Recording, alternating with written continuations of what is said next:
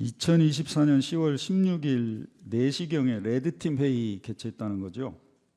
예, 그렇습니다. 레드팀 회의 누가 소집했습니까?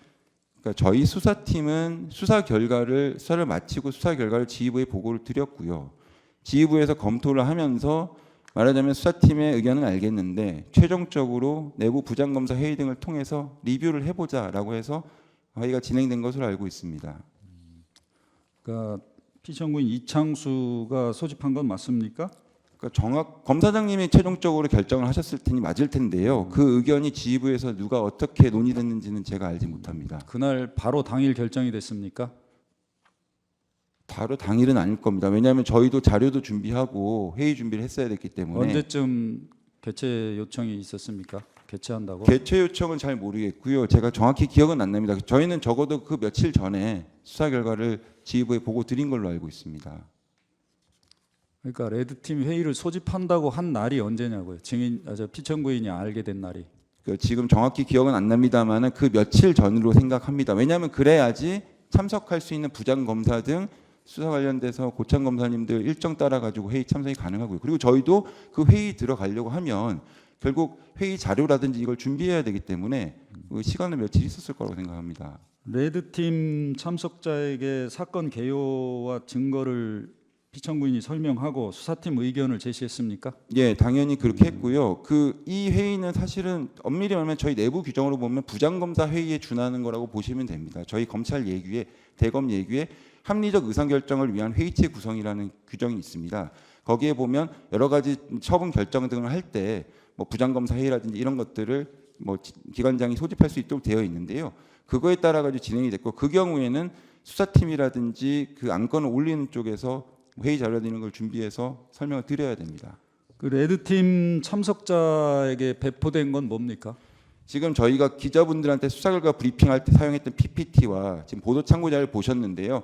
그거보다 한 1.5배 정도 좀 더 상세한 버전을 보여드렸다고 보시면 됩니다. PPT로 설명드렸고 그런 류의 회의 자료를 제시해드렸습니다.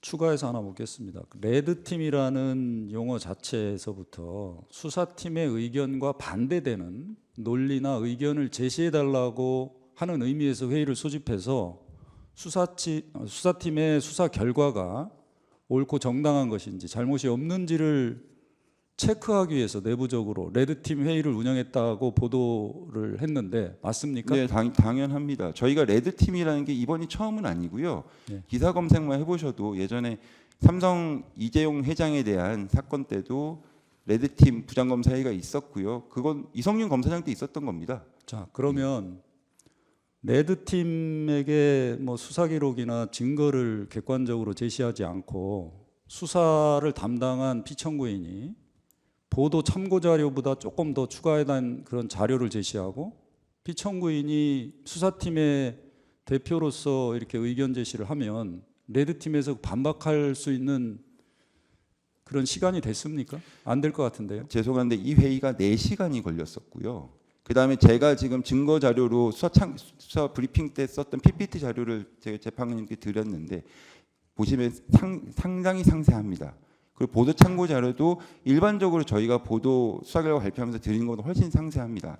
부장검사님들은 사실은 생각 이상으로 수사 전문가들이기 때문에 저희가 이 정도만 보여드려도 이런 수사 했냐, 이건 어떻게 판단했냐 충분히 의견이 나왔고요. 그 의견들 종합해가지고 결과 발표를 한 겁니다. 예. 마무리하시죠. 예. 그 수사팀에서 레드팀의 의견을 반영해서 불기소 처분 결정을 했다는 거죠? 네, 그렇습니다. 레드팀 회의 끝나자마자 다음 날 10시에 네. 기자회견을 하겠다라고 발표한 적 있죠. 네. 레드팀의 의견을 반영해서 불기소 처분 결정을 하고 네. 보도 자료도 작성하고 불기소 결정 이유도 써야 되는 거 아니었나요?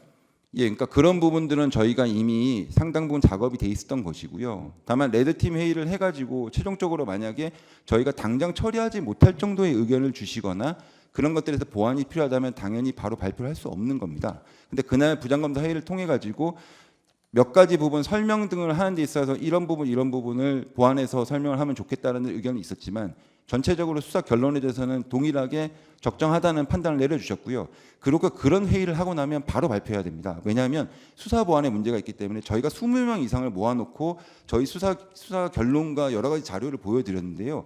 그거를 시간을 끌어서는 수사 보안 문제 때문에 할 수가 없기 때문에 레드팀 회의 끝에 저희가 결론이 적정하다고 판단됐다면 곧바로 수사 결과 발표하는 게 맞다고 봅니다.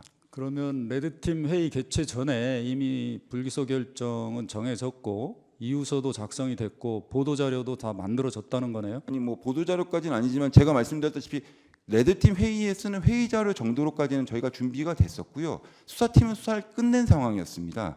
다만 지휘부 보고 이후에 지휘부에서 결정하기 전에 처분 적정성에 대해서 한 번 더 점검을 받아보라고 하기 때문에 이 점검을 받은 것이고요. 점검 결과 만약에 보완이 더 필요했다고 한다면 당연히 수사는 더 했어야 될 것입니다. 근데 적정하다고 판단됐기 때문에 바로 처리한 겁니다.